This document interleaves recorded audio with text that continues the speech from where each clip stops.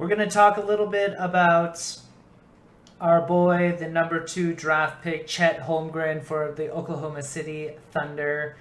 Today, he unfortunately was diagnosed with a LisFranc fracture.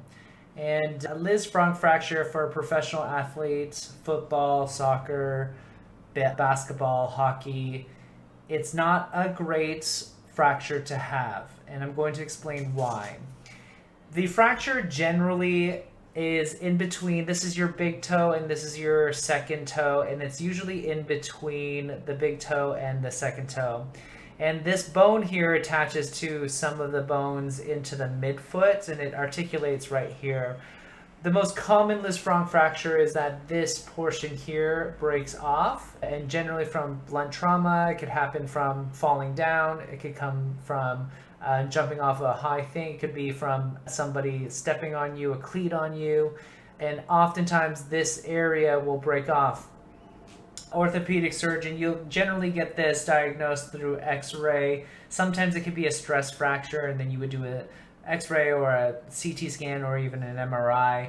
I don't know too much about Chet's actual imaging, but I gotta assume if they're going to take him out for that long, he probably has probably a fracture through this region. The other things that you're considering are the ligaments. There's tons of ligaments in your foot. That's how it creates your arch, because your foot is a weight-bearing limb. And so it needs to be able to distribute force from your body to the floor.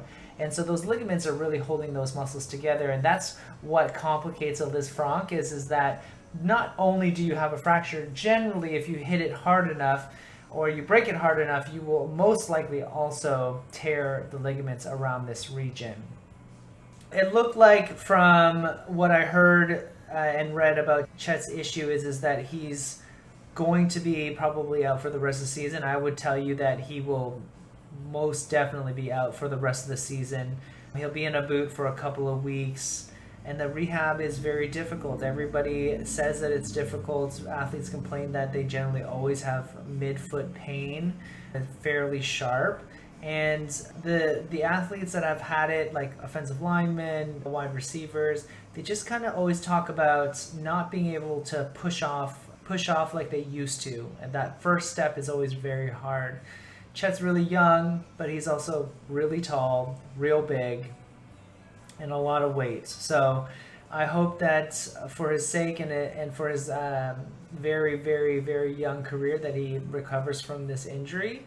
It's a hard injury to recover from, and generally the athlete is never the same.